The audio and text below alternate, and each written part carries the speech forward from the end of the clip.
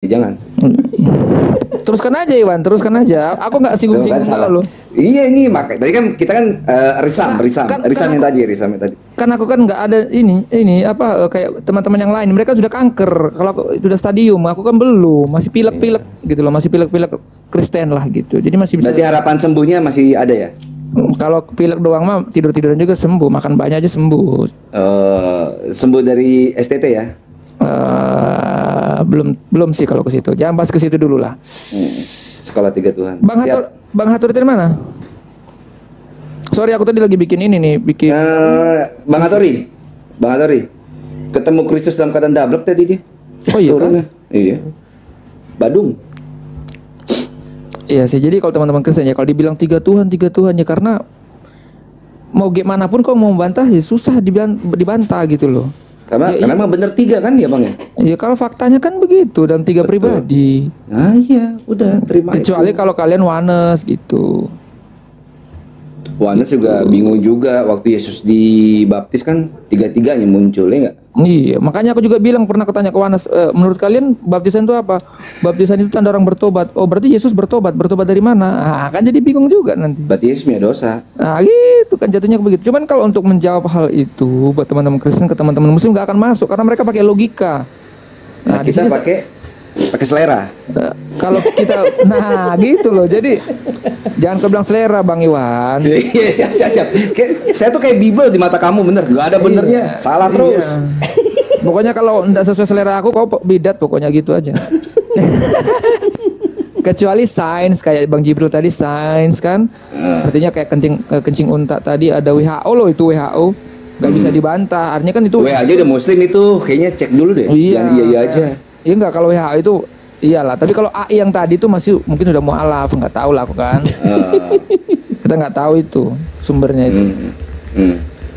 Ya buat teman-teman Kristen begitu ya. Jadi kalau untuk teman-teman kalau mau belajar dengarkan gitu, jangan berbantah-bantahan. Dengarkan gitu. Kayak Bang Jibril aku dengarkan, Ustadz Tata aku dengarkan gitu. Gitu loh. Karena begitu lo ngejelasin juga gue dengerin kan. Tapi gini Bang Jibril, kenapa dengan Muslim dia kayak tidak sulit sekali mendengarkan? Sesama Kristen aja berbantah-bantahan gitu. Sesama Kristen bro, gitu loh. 2000 tahun lagi nggak kelar-kelar. Apalagi sama Muslim, gitu loh. Jadi cara yang warasnya gimana? Cara warasnya ya, cobalah kita ngajak berpikir seperti mereka cara berpikir. Mereka pakai logika, ya udah pakai logika aja gitu loh, gak usah dibantah-bantah. Karena dalam Roma 14 ayat yang pertama katakan jangan perdebatkan apa yang mereka katakan, karena mereka logika gitu loh. Karena Tuhan mereka masuk logika. Kalau Tuhannya Kristen nggak masuk logika. Fakta nggak teman-teman di atas? Fakta. Nah dan teman-teman Kristen di bawah gini Bang, Matius 22:37. Gini Bang, di Facebookku kan cuman dan agak lelet ini saya punya laptop. Boleh saya bacain ya Bang ya? Boleh.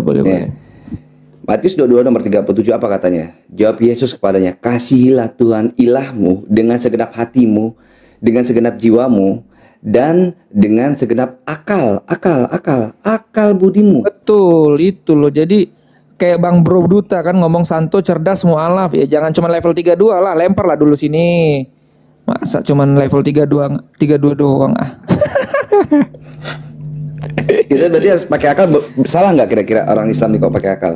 Ya bener lah, sudah seharusnya begitu. Bener nih. Bener. Lu nawarin diri di kontrak buat bertanya seumur hidup gitu Bang.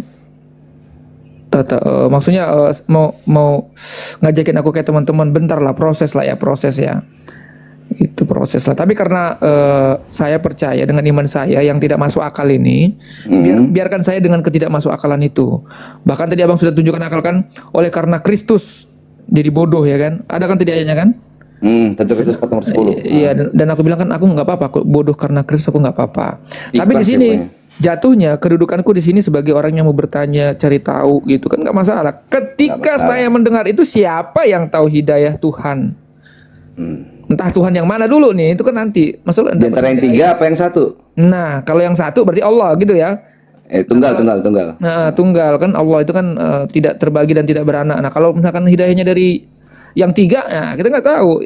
Intinya gini, belajar gitu loh, belajar, mendengarkan. gitu, belajar mendengarkan. Apalah perbedaan antara ulama Muslim dengan ulama Kristen? Beda.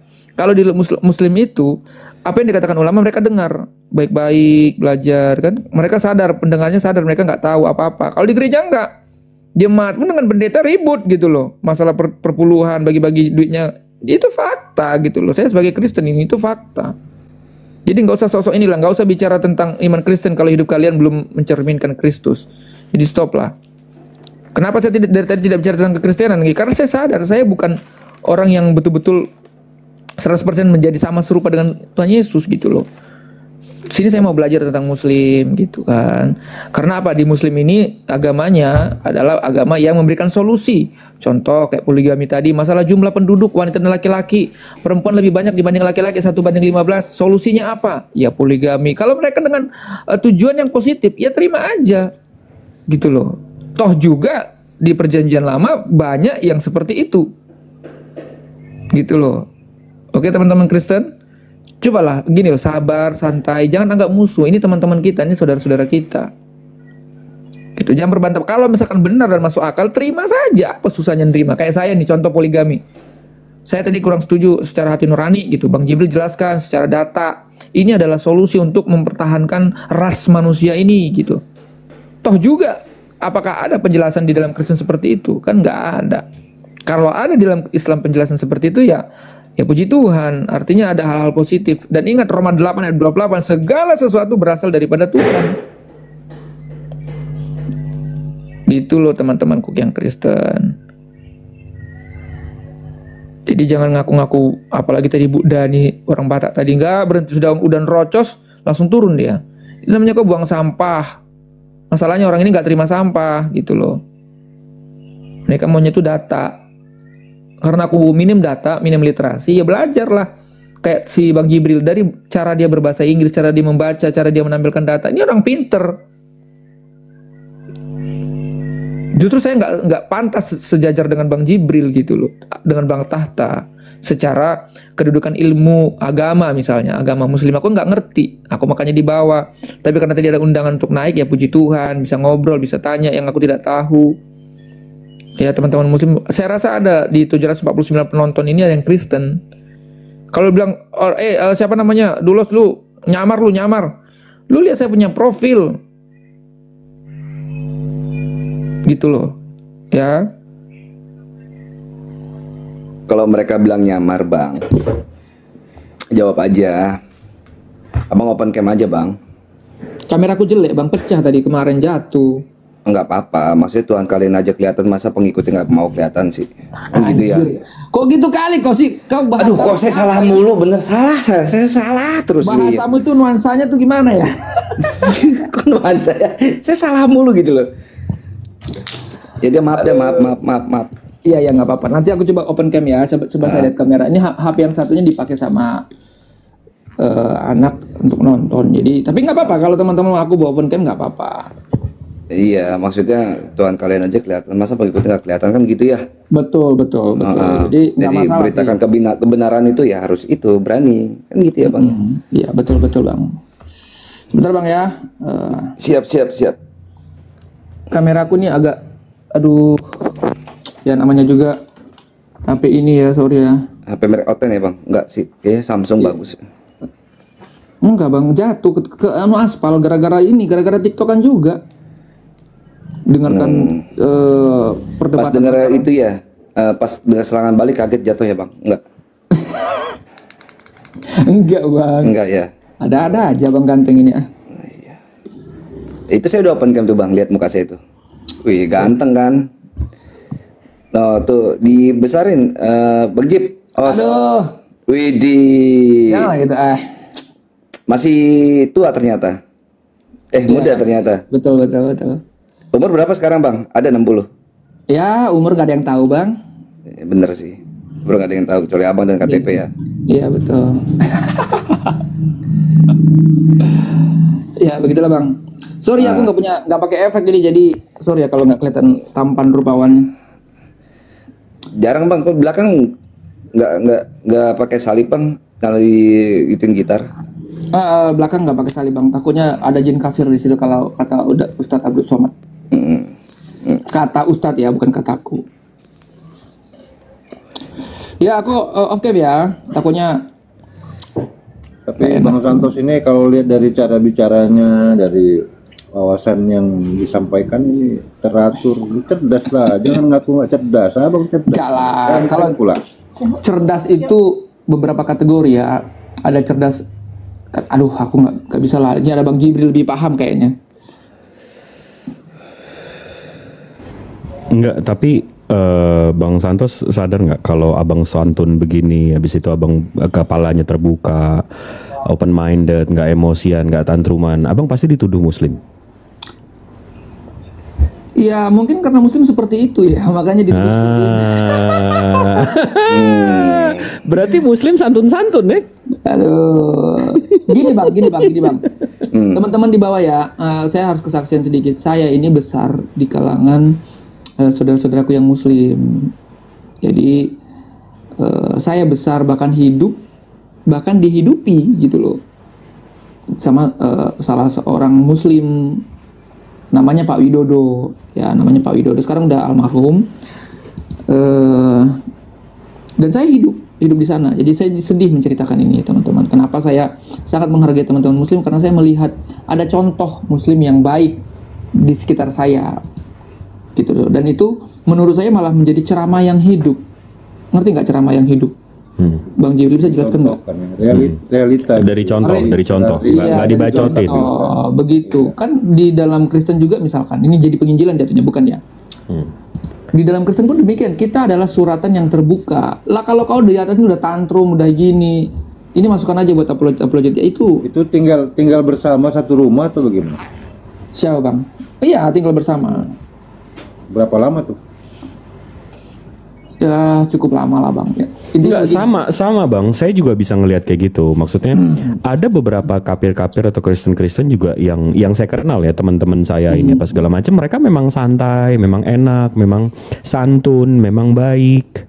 Jadi ya tapi sayangnya menyekutukan Tuhan gitu loh. Sayangnya nyembah makhluk aja. Tapi memang kalau dasarnya orang baik ya orang baik gitu loh. Arahmu ini kemana lah bang Jibril? Bukan maksudnya. Benar itu. Iya, jadi kalau dan abang kalau ngebanggain, oh ajaran saya ngajarin hal baik. Emang ajaran mana yang nggak ngajarin hal baik, bang? Iya. Kita lihat abang ini kayak gini ya posisinya. Jangan cara bicaranya, santunnya. Aduh, jangan bilang santun. Sayang kita kalau melihat itu makin sayang. Kenapa? Sorry nih, abang bilang ini baik orangnya. Yesus saja tidak mengatakan dirinya baik loh. Ada ya? Kecuali bapak kan gitu ya. Yohanes itu kan. Iya.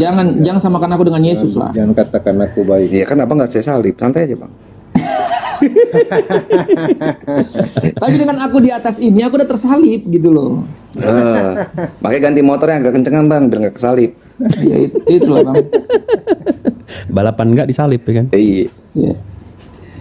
Iya, kenapa begitu ya?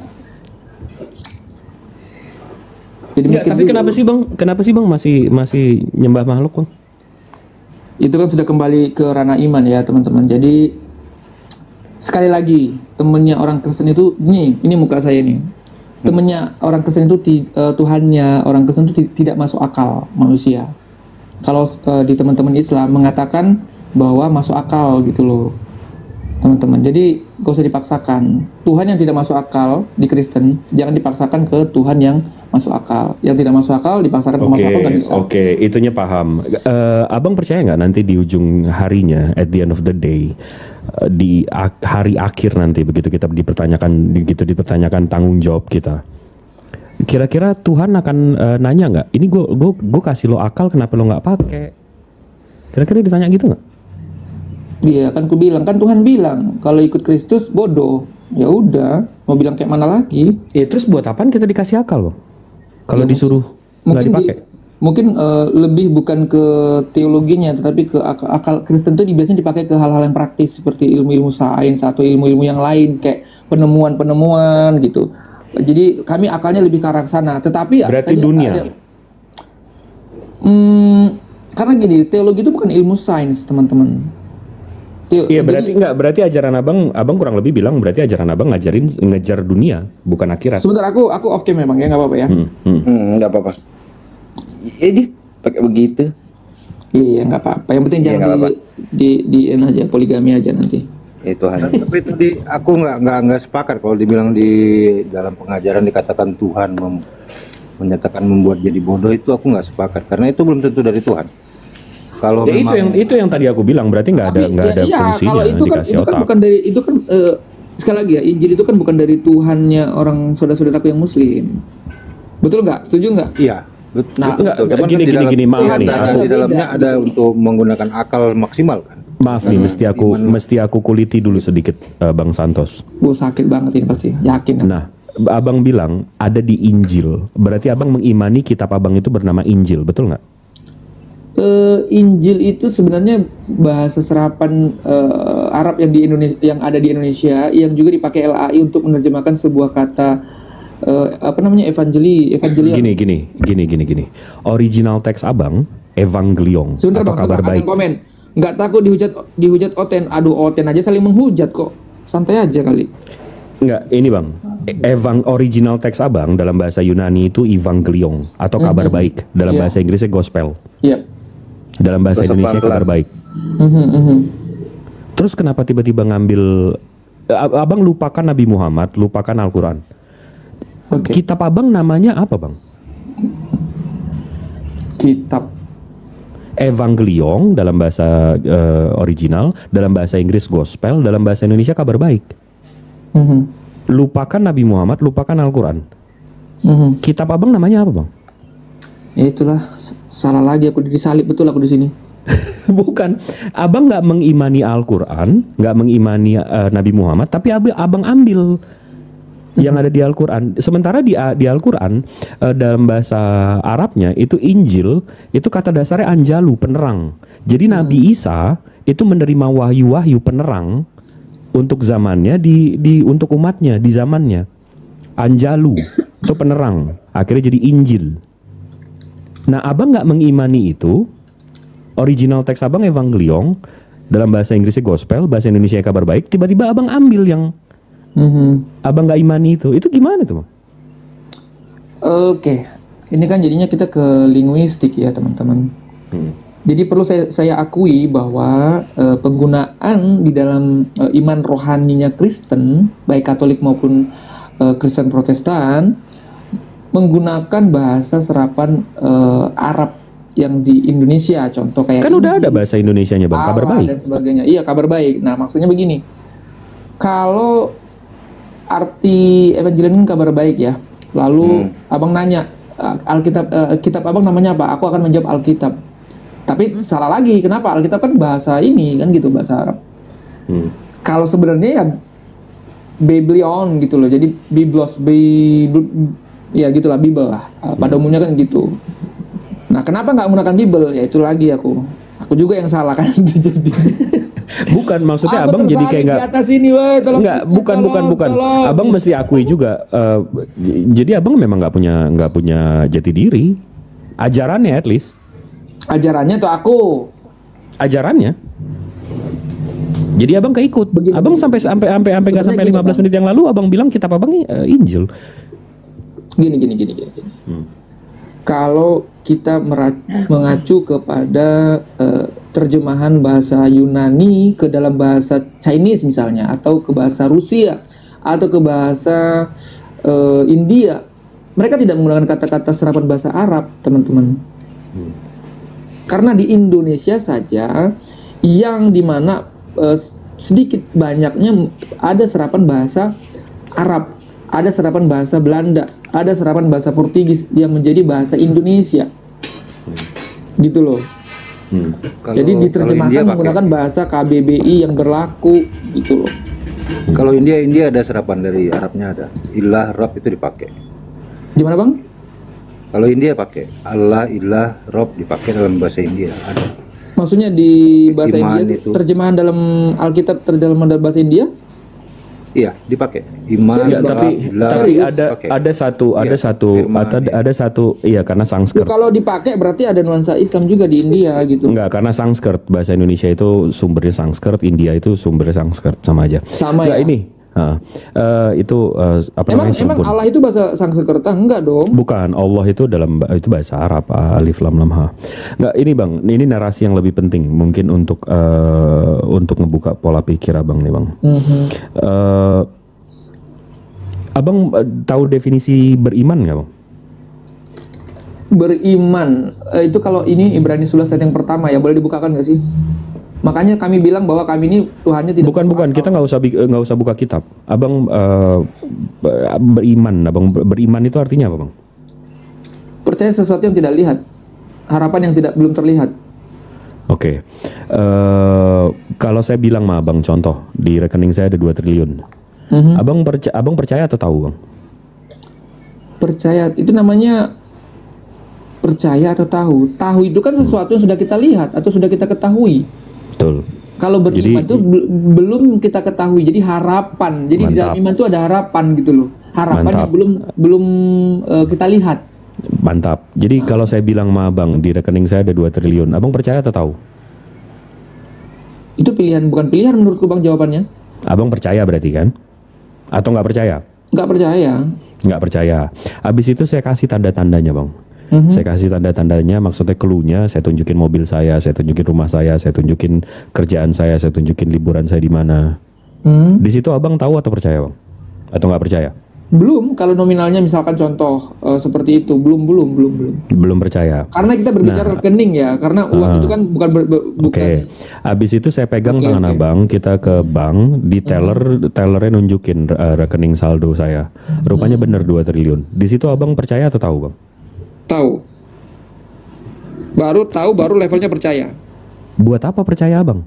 Nilai percaya Abang udah nggak ada nilainya Bang. Karena Abang udah tahu, ngapain saya perlu Abang percaya? Ya, itulah bedanya Bang. Itulah bedanya. Contoh lagi, ini yang lebih rendah lagi. Kalau Abang bilang Abang ganteng, selama saya belum ngelihat Abang, saya percaya Abang ganteng. Detik saya ngelihat Abang, nilai percaya saya nggak ada. Saya tahu Abang ganteng. Jadi begini, berarti konklusinya seperti ini.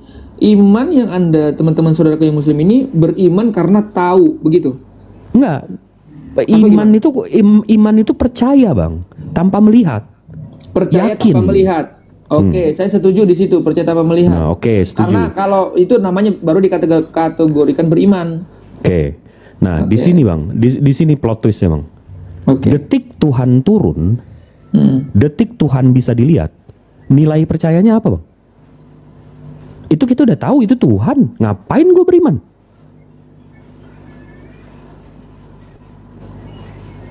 Saya udah tahu. Karena sebentar, itu Bang. Ini Tuhan bagus ini bentar. Nah, karena pelan, itu Bang. Karena itu Bang. Tuhan turun ya. Kalau benar Tuhan turun. Karena sebentar. Karena itu Tuhan yang para nabi itu nggak pernah menunjukkan dirinya Bang. Karena kita diminta untuk beriman. Karena detik saya ngelihat, karena di Islam Bang, dan di ajaran samawi yang lain, Allah itu Tuhan pencipta langit bumi beserta isinya akan menunjukkan dirinya nanti Bang, di hari akhir. Tapi di hari akhir itu iman itu udah nggak ada nilainya Bang, karena kita udah lihat. Nah, udah lihat ya. Kita nggak perlu, Allah nggak perlu lagi kalian percaya, kalian nggak perlu lagi sholat, kalian nggak perlu lagi beribadah, kalian nggak perlu lagi beriman, kalian udah lihat.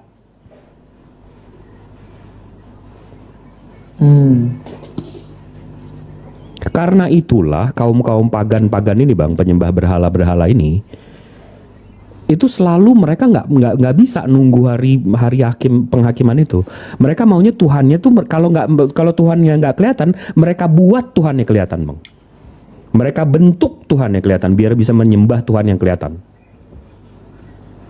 Abang tahu nggak di Al-Quran diceritakan kalau Nabi Nuh itu dapat firman dari Allah Subhanahu Wa Taala untuk buat bahtera. Nabi Nuh ngasih tahu nih umatnya, kita disuruh buat bahtera. Umatnya Nabi Nuh nih penyembah berhala ini, jawabannya apa Bang? Mana Allahmu? Mana Tuhanmu? Nggak maha kuasa, nggak kelihatan. Lihat nih Tuhan saya, kelihatan nih berhalanya ada, pernah turun, berkuasa. Jadi sebenarnya pertanyaannya di sini Bang, kapan Abang naik bahtera Nabi Nuh?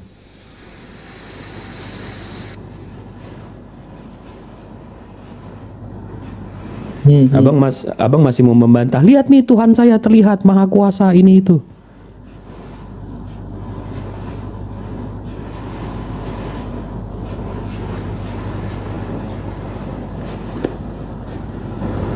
Nah nanti begitu udah banjirnya udah datang Bang, iman Abang udah nggak ada gunanya. Abang udah lihat banjirnya. Apa yang Nabi Muhammad bilang udah kejadian. Udah nggak perlu Abang beriman lagi. Udah telat.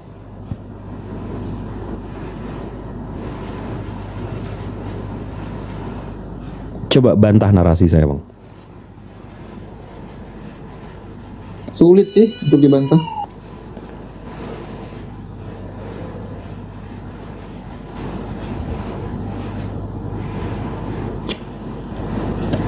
Karena gini Bang, kalau kita lahir dikasih buku Doraemon, habis itu abah saya bilang, Jip ini kamu imanin ini ini kitab suci Doraemon ya, ini kitab suci kamu imanin. Saya waktu kecil belum ada otak, belum ada akal, saya akan imanin Bang.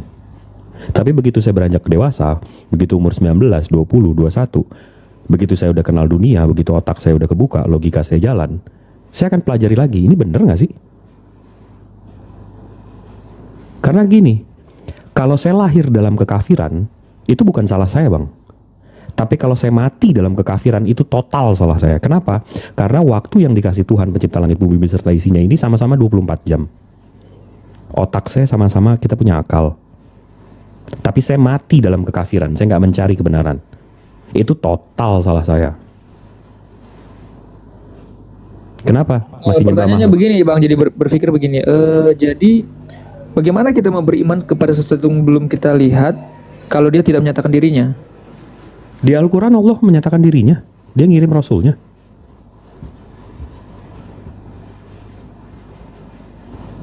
Kalau misalkan Tuhan menyatakan dirinya pada Yesus, gimana kira-kira? Dia Tuhan yang maha besar, pencipta matahari Bang. Sekarang kita lihat matahari aja nggak bisa. Terus kita mau ngelihat yang nyiptain Bang. Otak nyampe nggak Bang? Ya itulah masalahnya aku bilang tadi. Makanya ada konsep Tritunggal itu Bang. Ini maaf jadi bukan iman. Lucu nggak manusia mau ngelihat pencipta matahari sementara kita melihat matahari aja nggak bisa Bang. Ini yang kita lihat nih, kalau kita lihat matahari sekarang itu bukan matahari loh, itu sinarnya yang kita lihat, bukan mataharinya. Kita ngelihat matahari aja nggak sanggup. Terus kita mau jumawa, mau sombong, gue mau lihat Tuhan. Itu definisi nurhaka nggak sih Bang?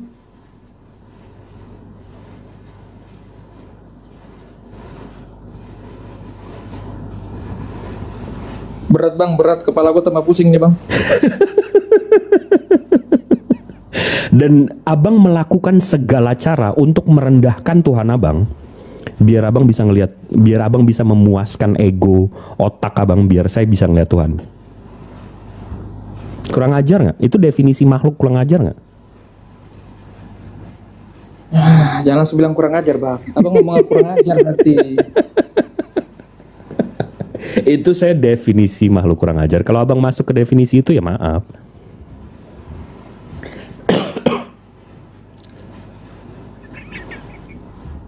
Bang Moto gimana? Moto? Puas banget kok. Ya gak ada. Berarti aku nih kurang ajar gitu kan. Iya ini Abang kalau di kayak Nabi Nuh tadi, Nabi Nuh udah kasih tahu, nih bahtera, nih Tuhan gue nggak kelihatan, gue dapet firman, lo ikutin. Oh enggak. Abang jawabannya mana Allahmu nggak kelihatan. Lihat nih Tuhan gue turun-turun, nebus lagi. Kuasa banget nih Tuhan gue. Sebentar bicara tentang itu, ini kita bicara soteriologi ya, maksudnya keselamatan salvation itu tadi.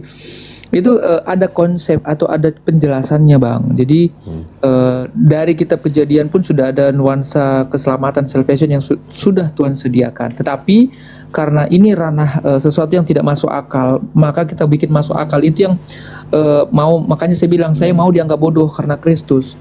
Karena itu yang saya imani, sesuatu yang saya tidak lihat tetapi saya percaya gitu loh. Nah terus patokannya Abang tadi ceritakan bahwa bagaimana mungkin kau mengimani sesuatu yang sudah kau lihat, gitu kan kuncinya kan. Nah sudah kau lihat, nah itu yang bikin saya jadi berpikir saya sudah melihat. Gimana ya maksudnya untuk melihat apakah saya benar-benar melihat Tuhan Yesus? Kalau saya udah melihat Tuhan Yesus, kenapa kok saya Udah harus ada gambaran beriman? ya kan? Kenapa saya harus melihat? Kenapa saya beriman begitu kan ya? Udah ada gambarannya kan?